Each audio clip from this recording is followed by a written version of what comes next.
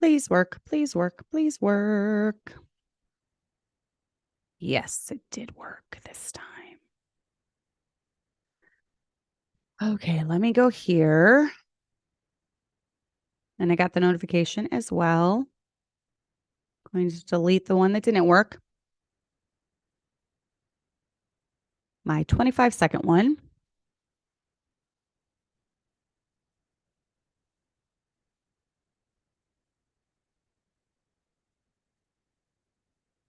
Hey, Julia. Okay. It's working now. Let me put this over here. Let me go ahead and share this in the Gently Led Sisters group.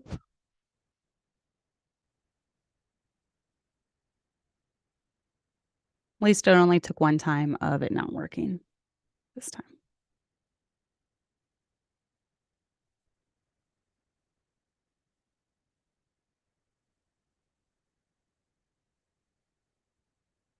Wait for everyone to join. All right, there we go. All right. So I hope you all, hey, Ashley, I hope you all had a wonderful holiday. I did. It was very, very busy, but it was good. It was a good one. And I actually cut way back this year too on things than I did last year. So it was still rather busy. Take a drink of my coffee.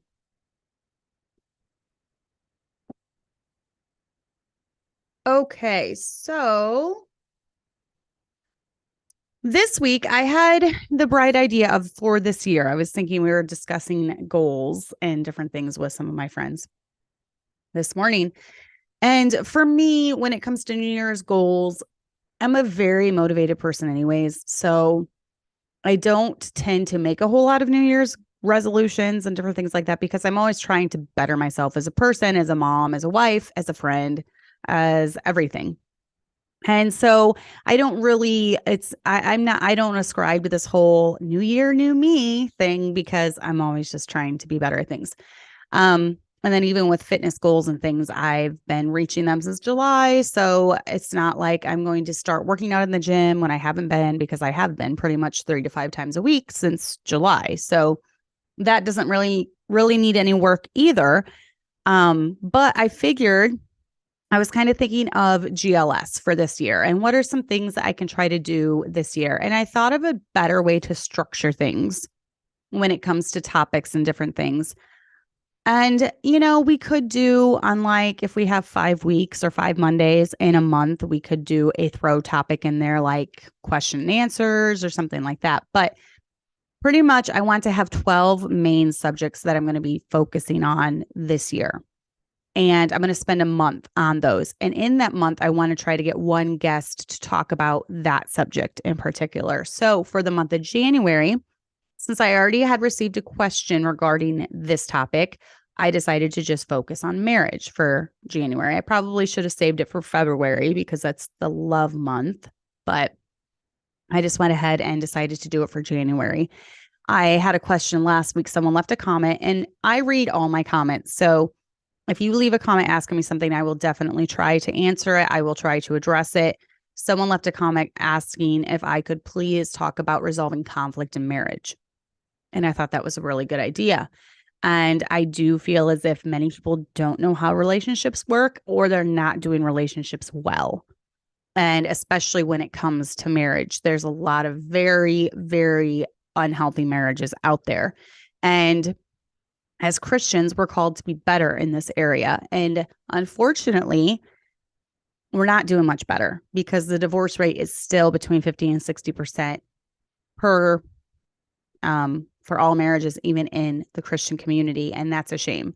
And so my goal is definitely to encourage you. I'm obviously going to focus more on what you need to do as the wife. I'm not going to be sitting here preaching to the men or talking to the men. Get a pastor to do that. Get another man in your life to do that. That's not my job to fix other men. It's also not my job to put men on a pedestal and think that they do no wrong and to demonize one gender over another, which I feel popular sites such as the Transformed Wife, even the Pearls, I tend to feel that they do this. They almost demonize women, and the man can never do wrong. The man can never sin. And I also believe in approaching sin within a marriage, because I believe both husband and wife should be trying to help each other grow, get more godly, get more spiritual. I'm not saying that you need to be your husband's conscience all the time and be nitpicking him, but I think there is a time and a place when sin needs to be addressed or sin needs to be talked about. So I do not ascribe to this, all women are evil, all women are whores. I don't even know if I can get away with saying that on YouTube, but all women are evil and horrible. And I do not ascribe to the MGTOW philosophy either, that there's no good women left to marry. I think that's a lie, straight from the pits of hell, trying to destroy marriages and tear the family apart and prevent future families from being formed. So I also don't ascribe to MGTOW. I was a pure girl who is fully committed to one man, has only ever been with one man. Am not a feminist, am all for the home and raising children.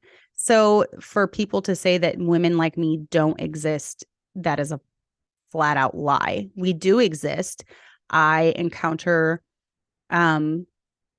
girls being raised in, good homes all the time. And so I think that you can demonize either one gender or over another. And that's not what this channel is for, or this is not why it exists. The reason that this channel exists is to equip young women, especially, or first generation Christians who have no idea where to start when it comes to living this Christian life as a Christian wife and a Christian mom. And I'm here to just kind of help show you where to start and how to do it and what to do and the biblical way that it's supposed to be done. So the Bible does have a lot to talk about women, wives, husbands. My goal is not to preach at the men, but rather to encourage women. So that's what we're going to do. So that's kind of my goals for Gently Led Sisters. I need to get back to doing shorts. I fell off the wagon when it came to that. They're very time consuming, and I just don't have a lot of time to really pour into different outlets, because I'm already homeschooling and raising a family, and I'm a pastor's wife, and lots of things are going on in my personal life as far as just busyness and teaching piano lessons. I have to devote a lot of my time to that. So this is kind of my side ministry, but I did want to talk about resolving conflict in marriage. So let's talk about this subject. I feel as if, like I said earlier, a lot of women just really don't have an idea of how to approach this. And I was talking about it yesterday with one of my friends. I feel like, marriage is so different than what you expect. You have all these stars in your eyes and all of these things going through your head, and you just think it's going to be wonderful and magical and like a Hallmark movie. And it really isn't a lot of times.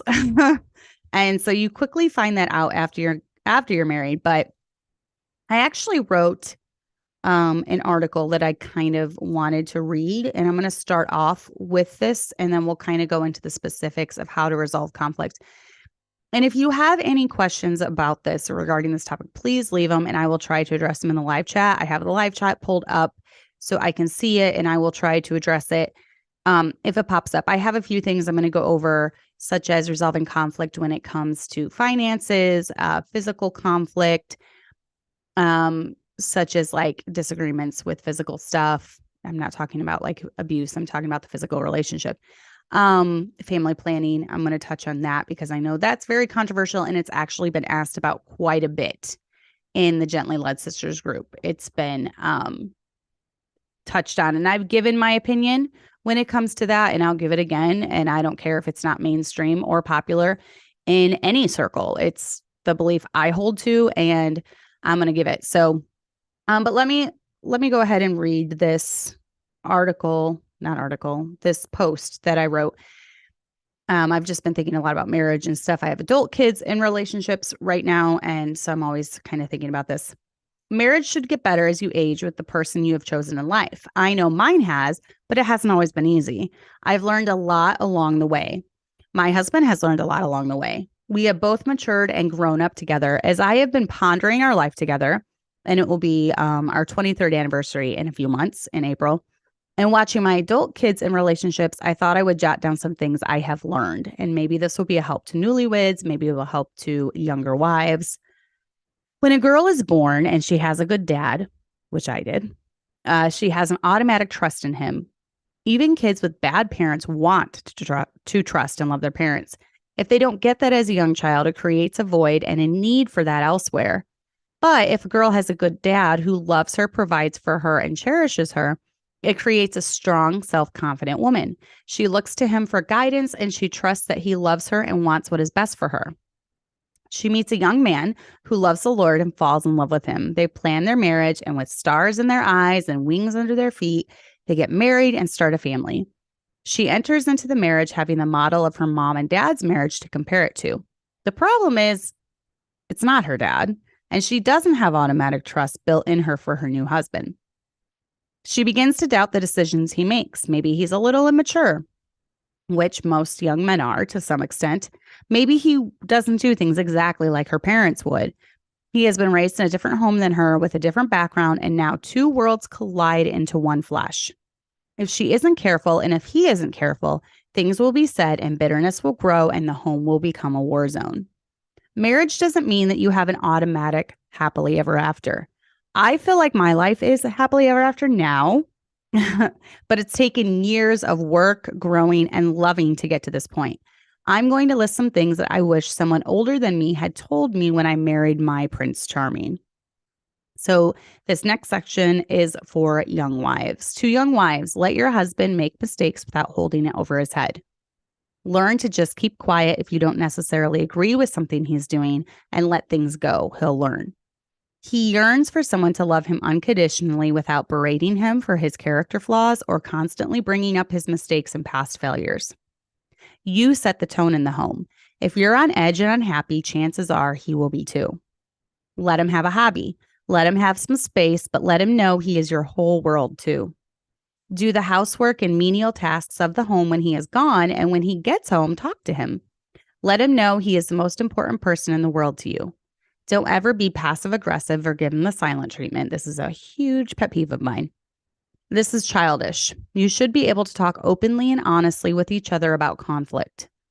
Keep arguments or disagreements short. Resolve quickly and admit that you aren't always right. Don't ever put him down or berate him in front of others. Trust him. It's hard at first, but eventually he will earn your trust over years and years of loving and providing for you. Always have his back. He can face the world if someone is in his corner. Expect great things of him. Expect him to be holy and encourage him in his pursuit for holiness. Your husband needs your reverence. He needs you to follow his lead without dragging you along. You can have arguments and conflict, yes, which we'll be talking about today, but learn to yield. A wife's reverence is so important to a man. Satisfy your husband's physical needs. They will most likely be stronger than yours, but marriage is the only place that this will be fulfilled, so fulfill it. Don't talk to your family about your problems. You are going to have disagreements. You're going to have fights, but while you will forgive and move on, your family might not. They will always be on your side, and they will always hold grudges. Deal with stuff in-house and deal with it quickly before it festers or builds. And I would also say, don't put stuff on social media. When you're having a fight, the whole world doesn't need to know about it. And then I did write a section to young husbands because my son is a young husband now. So, I want him to listen to the advice of his mother as well. But to young husbands, let your wife make mistakes without holding it over her head or constantly bringing it up.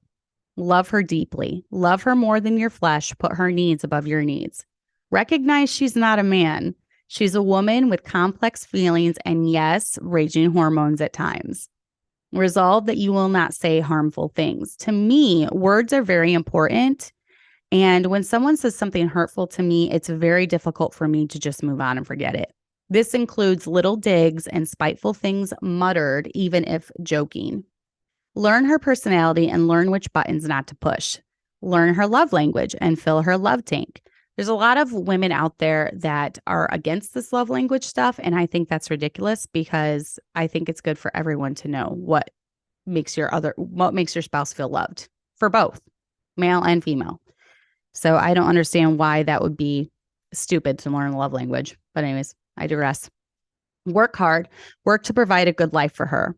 Let her have a hobby. Let her have some space, but let her know she's the most important person to you. Just be nice. Don't be snarky. Don't be rude. She will blossom under love and appreciation. She will wilt under hard criticism and demeaning words. Love her family. She loves her family, especially her dad, and don't ever be jealous or try to get in the way of that. The fact that she has a good relationship with her dad will help create balanced kids in the future. Pursue holiness. Don't ever DM another woman. Don't ever look at stuff on the internet. Have accountability in place. Have guidelines and boundaries to ensure that your wife is the only woman you have in your thoughts and heart. Recognize different seasons in her life and be mature about it. Babies will come. Postpartum will come. Sleepless nights will come. Don't pout or throw a fit when you don't get her all to yourself or she needs time to recover or heal. Cherish her, love her, look out for her physical needs too. Just love her and love her deeply. A woman needs someone who thinks they hung the moon. We all know we're a little crazy, but we need a man who loves us despite our crazy, who thinks we're beautiful and talented and awesome and amazing, who doesn't care if we are in heels or sweats in a messy bun. Marriage is a little messy at first, and sometimes even now. You are taking two imperfect people with two completely different backgrounds, and you're creating an entirely different home and dynamic. Marriage doesn't just exist to make us happy. It exists to glorify God, to bring children into the world to glorify God, and to grow us, mold us, and push us to be better people. It takes work, humility, and grace. And it takes years to develop trust, deep love, and undying devotion, but keep working at it because it's worth it. And that was the post that I did just a few days ago when I was thinking about this subject. But let's specifically talk about resolving conflict because conflict will come. And I think the number one thing when resolving conflict is just realizing that there's going to be conflict. You know, there are no fairy tale marriages where conflict or trials or tribulation are not going to come up. You know, we are sinful people. There will be sin at some point, whether that's a small sin, such as just losing your temper, saying nasty things, or whether that's a big sin, like the man falling into adultery, the woman falling into adultery, you know, pornography, sexual sins. There's all sorts of sins that can be present in a marriage because we are fallen people. So recognize that there will be conflict and it takes work. Okay, you have two people from two completely different backgrounds colliding. You have two people who were raised by two entirely different sets of parents, and those worlds are colliding. You have different traditions and you have different methods and you have different ways of resolving conflict and different ways of dealing with things. In my family, we were very much just about confronting the problem. We weren't really, I think my mom saw a little more than me, the passive aggressive stuff, but she got better with that. But I don't like passive aggressiveness. If someone has an issue with me, you need to just tell me. Don't make me guess. Don't do little digs where I'm thinking, was that a compliment or was that a dig? Like, I'm confused. You know, when someone says something like, I love your dress. I had one like that 10 years ago. You know, you're thinking, did I just get complimented or did I just get dissed? So that's the passive aggressive stuff I'm talking about. We were raised more as where if we had an issue, we just kind of talked about it.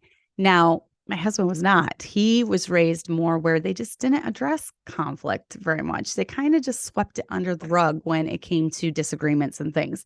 So that was one thing that we had to overcome because I just wanted to tackle whatever problem we were having. Like, let's get it out in the open. Let's deal with it and let's move on. Where he would just much rather just not even see a problem, like pretend there wasn't a problem, pretend it didn't exist until it built and built and built and exploded. And that's never good either. So recognize that you have two different backgrounds and the way that the other person has been raised plays a lot into that. if they were raised in a household where anytime they had a disagreement or a conflict, it was squashed immediately, then they learn to revert to more of the passive aggressive style, where if they were raised in a home where disagreement was allowed and things were talked about and arguments happened and it was okay and they didn't get squashed, then they will have a more heads-on approach with dealing with conflict. So these are all different things that are going to need to be worked through. Be patient with each other, give each other grace when it comes to this. Realize that it's going to take a little while to kind of figure each other out. I think the first 5 years were the hardest of our marriage when it came to this, because we did have to figure each other out. I would say that now, I can't even remember the last time we had an argument or anything. So like at this point of our marriage, we're very much in tune with each other and harmonious. And there's very, very rarely a disagreement or a fight or a squabble or anything. I mean, there's the obvious, I drive him nuts when I backseat drive, and I'm a horrible backseat driver. And I'll be the first one to admit this. Yes, it's a control thing when it comes to driving. Hey, I let Abby drive the last 5 hours to my mom, and that was big this trip. Okay. So I'm working on it. I know I have control issues with driving. So I'm trying. I always say if I'm going to die, at least I want it to be my fault. But if I'm riding with someone and we die, then I have no control over that. So at least if I kill us, it's my fault, So I know it's a control thing. I'm working on it. Okay. So obviously there's the little things like that, Cassandra stopped backseat driving. But I'm talking about big knockdown, drag out fights or whatever they're called. I always get those two mixed up. Oh, so whatever it is, an epic fight. That's very rare nowadays. Because we've learned each other. We've learned which red buttons not to push. You come to a point where when it even comes to just, not asking to do things, but running things by your husband, you kind of know he's not going to be okay with this, or he is going to be okay with this, purchasing a new couch or purchasing a vehicle or putting something on the credit card or going on a trip. You kind of get a feel for, or bringing home a new dog, obviously with me, that's going to be a no. And I learned that very early in our marriage. We don't do dogs. So there's just different things that you're going to start learning about it the longer that you're married. Hey, Sarah. Hey, Salim. So, just remember that there will be conflict, and go into marriage with your eyes wide open, because it's going to take work. It's not always going to be in the honeymoon stage. And honestly, I prefer the stage 23 years into the marriage versus the first year of marriage. It's so much better now. So, and it will get to that point. It'll get better, but it's going to take work. Also, the first 5 to 10 years of marriage are very difficult as well, because you have a lot of little kids. If you start having kids right off the bat, then you're going through the stress of the pregnancies and the postpartum and lugging around all these babies. And, that obviously adds stress into the mix as well. So, recognize the biblical roles in marriage. Okay. I am all for the biblical roles in marriage. There's a very clear guideline set forth in the Bible. There can only be one head that makes the final decisions, because if you've got two that are just butting heads constantly and constant friction, that's not good. So obviously the Bible talks about how the husband is the leader of the home. And I firmly believe in leadership positions. It does not mean that the husband is better than the wife or elevated over the wife, right? It just means that we have different roles. His role is to lead the house when it comes to spiritual matters. And that means making sure his kids are in church, making sure his wife goes to church. If a wife won't even follow her husband into church and she won't even listen to him when he says go to church, then there's going to be a whole lot of other issues that are going on. So if your husband wants you to go to church, go to church. Now, I have had women ask me this. What do I do if my husband doesn't want me to go to church at all? Now, there does come a time when we can obey God rather than our husband, and God's law is obviously over our husbands, as far as like, if he wants you to sin, you don't have to sin. You obey God. Hey, Shasa. Yeah, all of my best friends' kids just started calling me Aunt Cass. And I said, it's a total Southern thing, because we're like family. I mean, Erica's my family. We're not blood related, but that doesn't matter. So I think it's really cute that they all started that this year. But yeah, back to biblical roles in marriage, there has to be one head of the home. And the Bible's very clear that that is the man. The man is to lead. The man is to be the spiritual leader. He's to make the final decisions. That's not to say that the wife has no voice in the marriage. And I've seen a lot of men take this to the other extreme where they almost view their wives as property. And that is sinful and that's wrong as well because of the verses telling the man his role as well. And his role is to cherish his wife and love his wife and to put her needs above his own. And so if you're treating someone else like property, obviously you're not doing that. So I want to throw that out there as well. But there needs to be mutual love and, yes, respect for both. Because if you also read the Bible, when it talks about not defrauding yourselves, it goes both ways. A man is also not supposed to defraud the woman, and the woman is not supposed to defraud the man. So there is a mutual respect there for each other and for your bodies. And when you become married, you are one flesh. Okay. So as one flesh, obviously, we're selfish people at our core, and we're always thinking about, I'm hungry, I'm tired, I'm this, I'm that. Well, if you're one flesh, you're supposed to be one mind thinking about each other like that. What are my husband's needs? What can I do to meet those needs? What are his physical needs? What are his emotional needs? What does he need from me at this time? Does he need me to be quiet? Does he need me to offer an opinion? And if he would do the same for you, if you would both just ask yourselves that, then I think that would solve a lot of conflict right there. So recognize red flags. Now, I think this gets better and better as the years go by, but you just need to learn each other. Okay. There's certain things that I've figured out with my husband, and yours is going to be different than mine. My husband's not yours and yours is not mine. Should have thrown the disclaimer out there. This is what works for me. And 1 out of 10 of marriage, I would rank ours very, very high up there. Obviously, I don't want to say a perfect 10 because there's always room for improvement, right? None of us have arrived. None of us are perfect. But do I want my kids to have the type of marriage we have? Absolutely, 100% yes.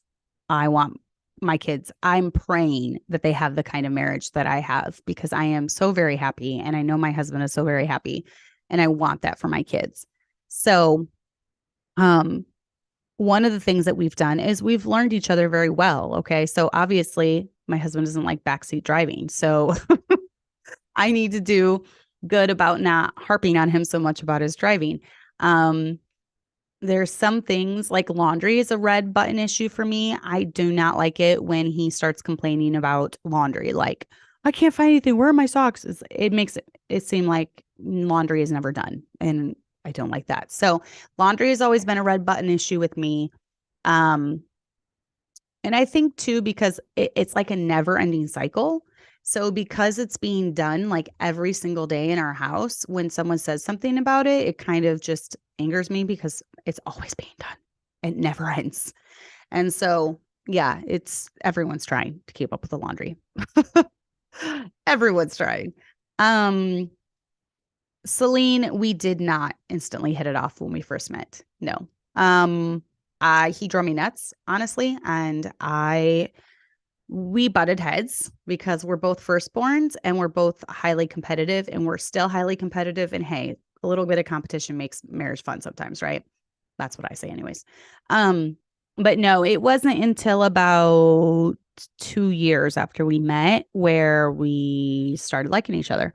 And that was a process. So we started out by being friends first, and then that kind of turned into something more. But I think it's just because he grew up. I mean, when we met, he was like 17. So he had a couple years to grow up. And by the time he was 19 and I was 19, we just really found that we had a lot in common. We were both musical. I started helping in the school playing the piano when he was the music director. And we started talking. And because of that, one thing led to another. The rest is history. But no, we did not click when we first met. So we kind of grew in each other. And, maybe that's why every year our marriage gets better. I don't know. We just continue to grow on each other. How long should you be with someone before marriage? I would say, yeah, either no or you don't. I don't believe in long engagements.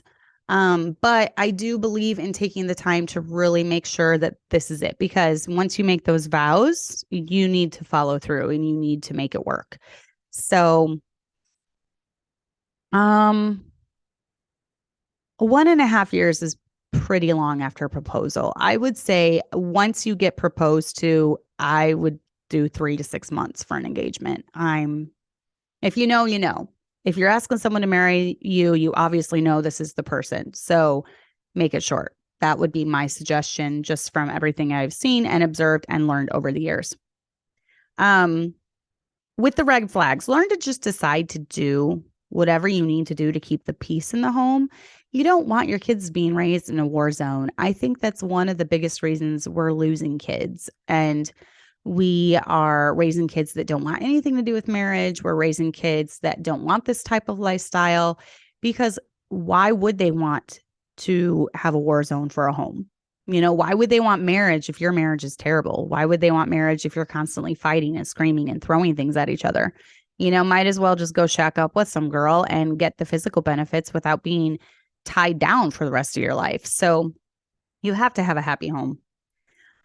Follow his lead when it comes to the finances. So what if there are conflicts regarding the finances? Well, and this can go one of both ways. I've heard of women that have absolutely no concept of what their finances are, have no idea. Their husband keeps their name off everything, won't let them see a budget, won't let them see what's in banking, really weird stuff. Oftentimes it turned out that he was doing shady things. So that is a potential red flag. If he doesn't want you to know at all what's going on, there might be a problem. I also watch a lot of true crime. And finances and raising kids. Those are the two biggest conflict makers. So oftentimes when a husband does not let his wife know what's going on, he's on the verge of bankruptcy, losing the house. A couple husbands have actually murdered their wives just for the life insurance money because they were in such dire straits. And obviously, there was other sin going on. There was gambling involved. There was drugs involved sometimes. They were off blowing their money. So, it's a red flag for sure. But if he gives you a budget, try to stay within that. So what do I mean when I'm saying that? Well, like we have a $300 a week grocery budget. So I don't use the debit card very often because I have a separate account just for my piano lesson money. And that tends to be the money I try to use if I have any type of clothing purchase for the kids. Anything extra that comes up, that's out of that account. But our joint account, I have $300 available to me. So if I'm going to go over it all, I'll use $300 on the debit and then do the rest of my own personal money. So you might not have that set up. That's different from me because I have the side thing that I do with piano lessons. But whatever budget he gives you, try to stay within that. When we were paying off our debt, okay, this was 15 years ago. Remember that. But when we were paying off our debt, I had $35 a week grocery budget. I don't know how I did it, but I did it. Food banks help a lot. Look into your local food banks, what's available. Look into your local churches. They have food banks. Look into doing coupons, look into shopping the cheapest place around. For us, that's Oldie. Look at doing clearance. A lot of places have clearance fruit and clearance vegetables for 99 cents a bag you can buy. There's lots of different options, but try not to be an overspender. He needs to be able to trust you with financial things. Don't spend if he says don't spend. Just stay home and don't spend. Don't go online. Don't go on Amazon. Don't go to the mall. Just don't spend. Ask to be made aware of issues so you can plan accordingly. A lot of times we might have a tax bill due or something because we have two separate tax bills. We have our house and then we have a little piece of land that we own. We have that tax bill twice a year as well. So because of this, I like to know what months that is. So maybe sometimes I can have a pantry week, like I call it, and we eat all the foods in the pantry and the freezer, and then that frees up the grocery money for that week to cover that bill. So it's good to be on the same page so that you can plan accordingly. Communication will be the theme through all of these conflicts. You have to communicate. You have to ask. You have to talk about it. A healthy relationship is one that has a lot of communication. So be a thrifty wife, though. Yes, the heart of her husband faithfully trusts in her. And that comes to all areas, even financial. Exactly. And I agree, a fruitful vine, that's what we do we like that timeline for engagements as well. 3 to 6 is perfect.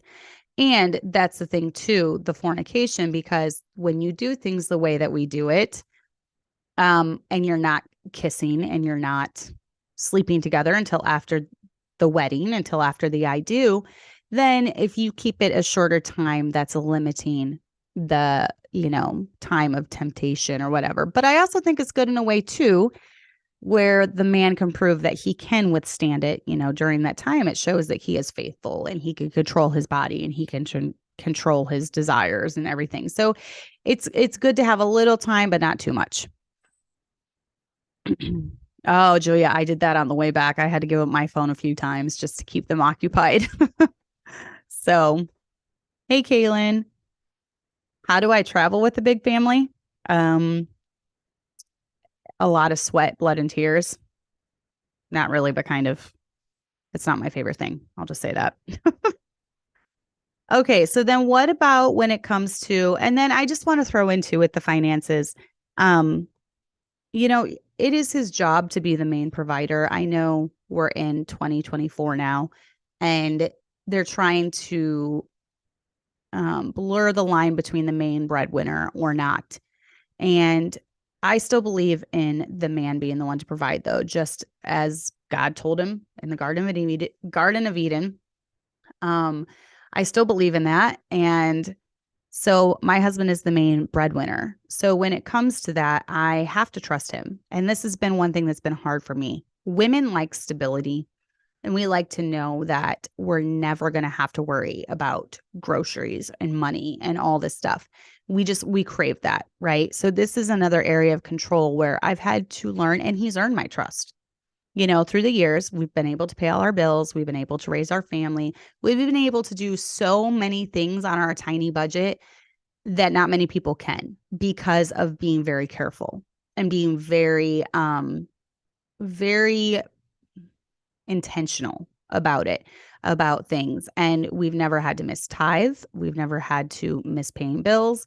God has been really, really good. And so throughout the years, I've earned my husband's trust in this area, and he's earned my trust in this area as well. So as you go on, you're going to earn trust and learn to give up control and things where it's really hard for you to give control up. Now, if you have someone if let's say that you're married to someone who's not very good with money, he's blowing money all the time, and you're always arguing about it. Well, you might just need to give it all up, and he can face the consequences. If he doesn't pay the housing, he might have to face foreclosure. It's just, he's a big boy. You don't need to be his mama. It's not our job as a wife to be a mom. It's not our job as a wife to order our husbands around. Sometimes he just needs to face the consequences of bad decisions. And sometimes that's what it takes to make men grow up, is that they have to face the consequences. Now, it stinks if you're being drug along that really stinks, but you can't just pull them out of every scrape. And that's opposite of just going and spending all his money. Obviously, if you're thrifty and you're frugal and you're staying within the guidelines that he's given you, you might just have to let him face the music when it comes to blowing money and then not having, money to pay the car bill or pay the light bill or pay the house bill, whatever it is. So, but yeah, if you could both get on the same page, don't be afraid to ask for help. My husband's really good with money and budgeting, and he's had to be, because we've had so little to live on. And when we started the church had so little to to survive on. He's had to be really good with money. So he's helped people out before when it comes to setting up a budget. Maybe you can get some help with someone smarter than you in this area, and just really have accountability to them, and get on a budget, and then that will limit how much money you have to blow on things. It'll put each category, car payment, house payment, and groceries and insurance and all these things. It'll be all set up for you. So get help if you need to. And I would suggest people like Dave Ramsey. He helped us really dig our way out of a hole. And we've kind of been following his principles since we read his books. So I think he's great for giving financial advice. So what about when there are there's conflict with physical things, such as the physical relationship? I would just say be available for your husband. There's not many times that you should deny physical affection, and you should be readily available for whenever he has that need. For different men, it's going to vary. There's no set thing. I'm not here to give relationship advice when it comes to that. That needs to be between you and your husband. But the Bible does say do not defraud each other, except it be for a time. So like if you both decide, maybe your husband wants to fast from everything, food, physical affection, all that, then you agree on a set amount of time. Let's say you just had a baby and you need a month and a half to heal, that's not defrauding when you know that things are coming up postpartum, ends of pregnancies, whatever it is, you had a surgery, you're unhealthy, you have the flu. That's not defrauding when it doesn't happen because of things like that. And if you have an understanding husband, he's going to understand that. I'm talking about, I've heard of marriages where it's pretty much just devoid of any physical affection at all. And they'll go months, a year, 2 years. I think that's sinful. I think that's wrong. I do not think that you are helping your husband stay away from temptation. You're opening him up to attacks from all sorts of things. From, adultery, from looking at pornography to satisfy his needs, from lots of things. Now, if he falls into those sins, I'm not saying that's your fault. But I am saying if you are one of these wives who says no and refuses any type of physical affection for months and months and months, you're opening him up to fall in those areas. So just be mindful of that. And it goes both ways, the woman should not withhold it from the man, and the man should not withhold it from the woman. So, the marriage bed is pure.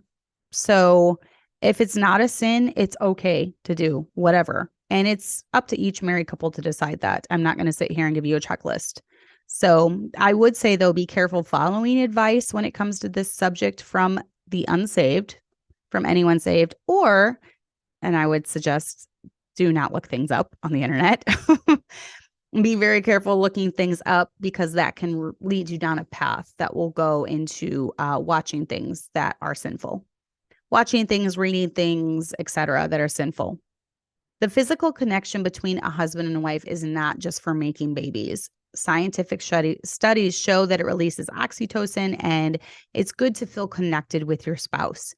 The physical relationship is one that is only reserved for marriage. You're not supposed to look for that outside of marriage at all.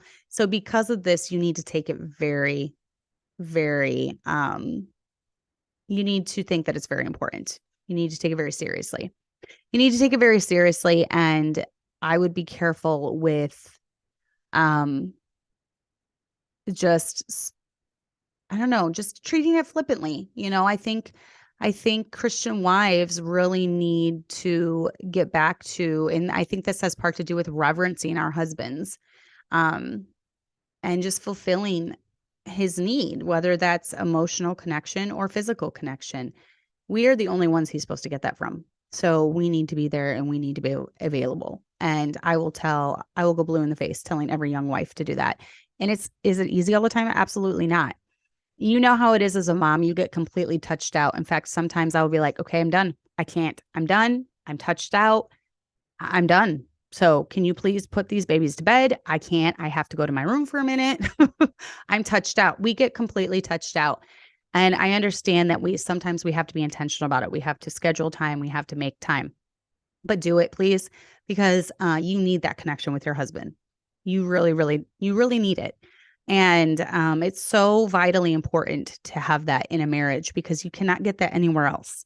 And your husband should not be seeking that anywhere else. And you shouldn't want him to seek that anywhere else. And so you should be the one to be intentional about it. Schedule it if you have to. I know that sounds terrible, but it's really not, because you have to be intentional about it in today's day and age. If there's sin involved, okay, so I have had this question before. What happens if there's sin involved when it comes to the physical relationship? You do not have to submit to that. There's not much said about it in the Bible. So that's why I said it's up to each married couple to determine, follow the Holy Ghost and determine what's sinful and what's not. Obviously, if you bring anyone else into the marriage bed, that is sinful, because then that would be adultery. So any other type of person, and I would say that this includes pornography as well, because you are looking at someone else with lust, right?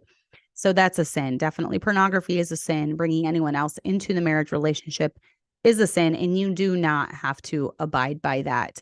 Now, there have been situations where husbands have used that against their wives, as far as like the wives not wanting them to watch anything. They kind of use that as a battering ram against your wife, but it's okay at times to put your foot down about certain things. And you need to guard that physical relationship, whether that comes to, number one, guard it by offering yourself freely. But number two, guard it as you're not letting anyone else in that. That's just for you two. That's your own private sanctuary, only you two. So be firm about that. That would be my suggestion. Resolve things quickly. So moving on from that, resolve things quickly. I would say, please don't call names. Don't lose your temper, throw things, kick, bite, punch, whatever. That will only escalate the situation, and no one ever feels good after losing their temper like that. So for me, a big one, something that's never happened in our home. And when I say never, I mean never. Some people think that we make this up, but no, it's never happened in our home. We have never used foul language. We have never cussed at each other. We have never called each other vile names. That does not happen. Those are things that are very hard to forget.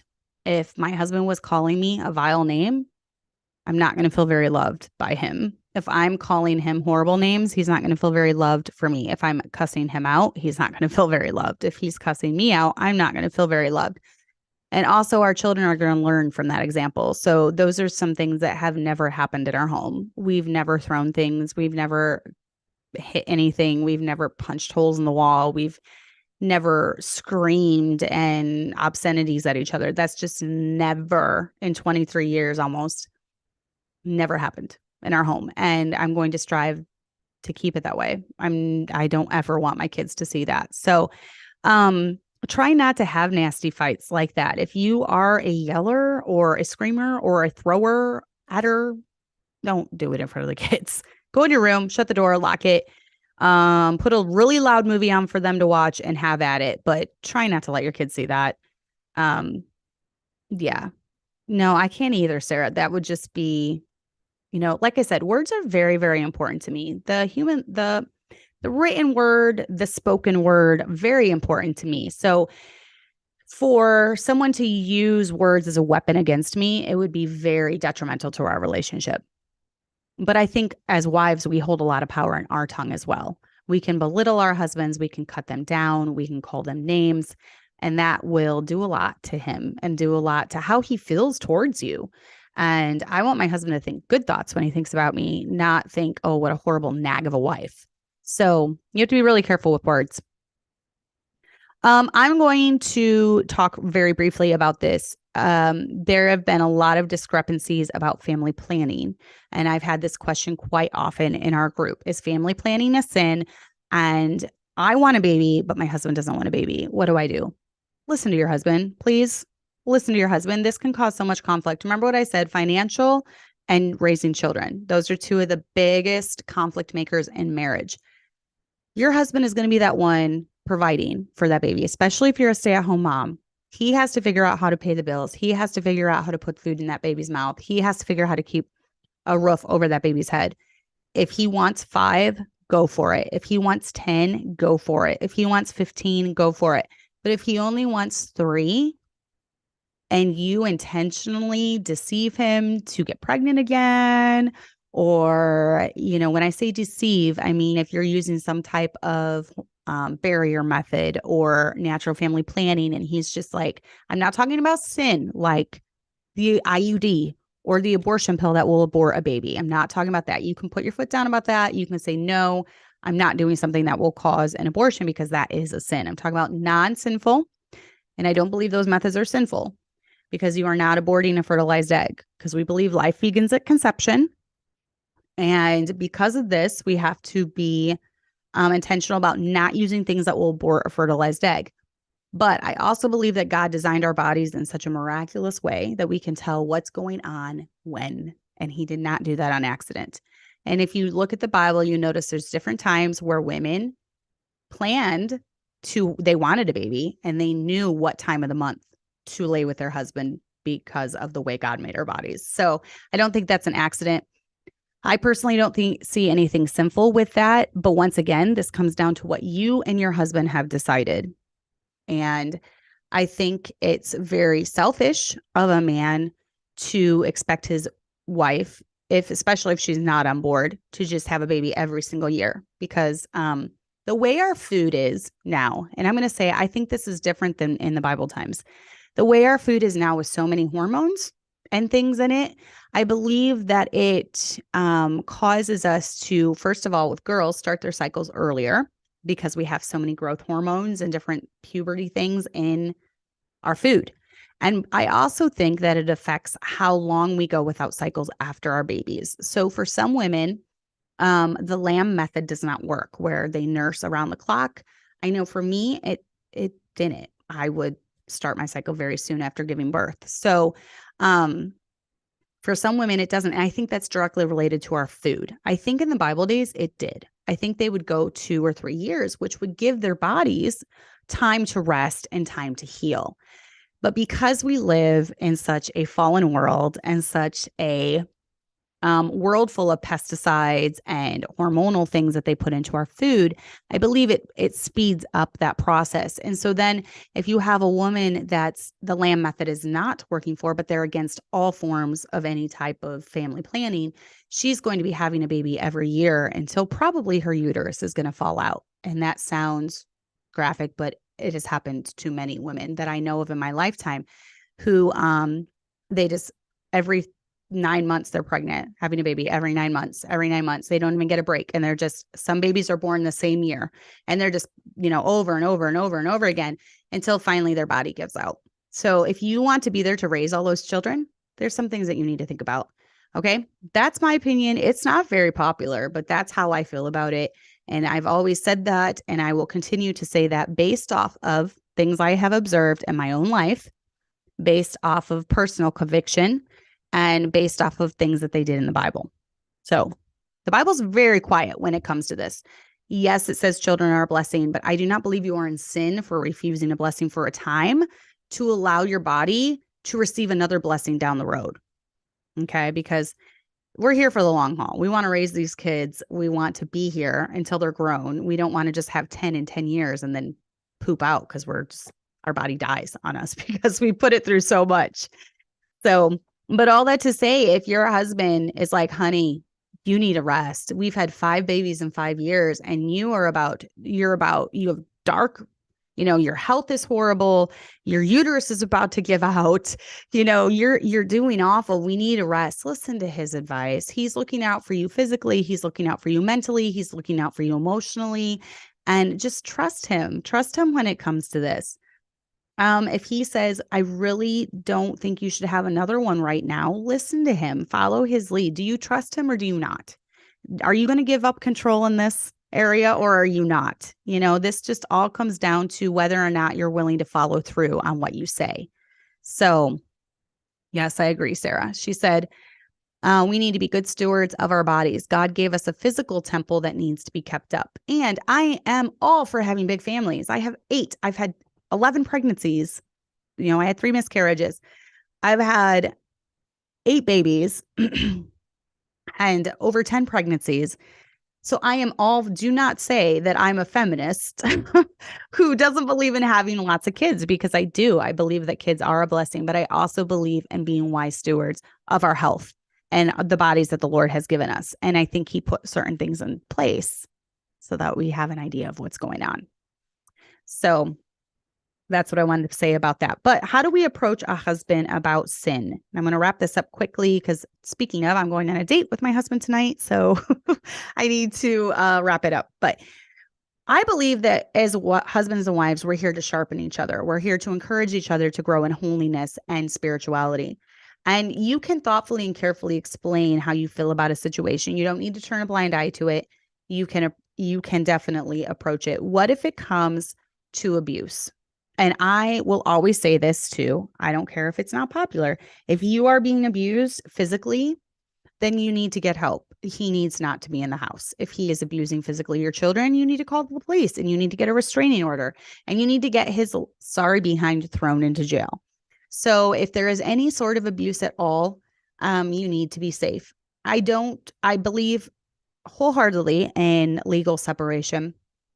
If you do end up getting divorced, I believe you should not get remarried for the rest of your life. You should focus on raising your children and you should focus on providing them a safe home and keep them in church and keep them grounded and all of that.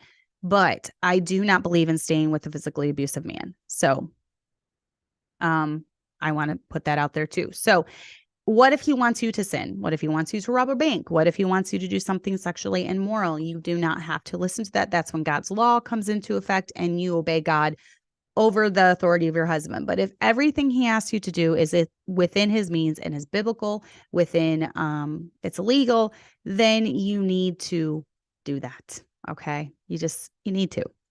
What kind of example are you to your girls? They will often treat your husband how you treat him.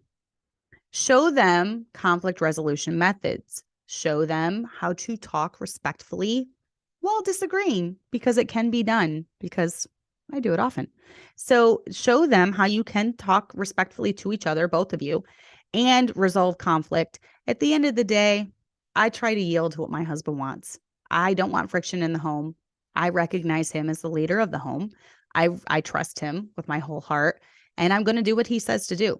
So I know he truly loves me, and he puts my needs above his very, very regularly, often. All men are going to be selfish at times and all women are going to be selfish at times, but the majority of the time he puts my needs above his. So I trust him impeccably. I trust him with my whole heart. And so I'm going to listen to what he wants. Give your daughters and give your sons a peaceful home. Show them boundaries and how to respond if there is sin. Thankfully, my kids have a pretty good dad. He's not out there like doing all these sins or anything. So I'm thankful for that. But I know of homes where the wives have had to address sin and put boundaries into place. So strive for a peaceful home. Hey, Joyce, you'll have to listen to the rest later. Give me your thoughts. Strive for a peaceful home. Don't nag him. Don't try to make all the decisions. I'm glad that there's some things off my plate I don't have to worry about. I'm glad he does the majority of the financial stuff. And you know what? Most men, and this is how my husband's always been, if they're a good man, they're going to step up and get done what needs to be done. When there's been times when he's needed to get an extra job, he figures it out. I don't have to sit around stressing and worrying about it. He always figures it out. He steps up and he does it. He figures out what he has to do to pay the bills. And I've never had to want for anything. Are we rich? Absolutely not. No, we're very poor according to the world standard of living, but we have lived life to the fullest on what we can. And we've never wanted for anything. We've never wanted for a warm bed. We've never wanted for food on our table. We've never wanted for clothes on our back. And it's because he's such a hard worker. Just let things go. Just don't be petty. Don't make everyone walk around on eggshells around you. Don't have your house just be full of friction. And, any given moment, mom's going to explode. And any given moment, dad's going to explode. And there's all this tension. And, that's not fun to live that way. And then lastly, just be a joyful mom and wife. Just do it. I see so many young wives just tearing their house down with their mouth and being horrible to their husbands and being critical and being a nag and just being hateful. And having a chip on their shoulder and getting offended over everything. And their husband just constantly lives in fear and not knowing what your mood's going to be like. And then, the one thing that a man has to look forward to when he has a wife is a warm bed and physical affection. And then they even start denying him that. It's terrible. Let's not let our marriages be that way. Let's be an example of a healthy, balanced relationship that our kids can emulate once they get married, that our kids can look at and say, I want that. I want what mom and dad have. And that's my desire for my kids. I'm hoping they have an even better marriage than me, which it'll be over a 10 if they do. So I'm hoping they have an even better marriage than me. I'm hoping that they have, even a more peaceful home than what I raised my kids in. I want them to do better at every area than me. So, but we need to be the example. And us wives, we have a lot of power with what's in our mouth, our tongue.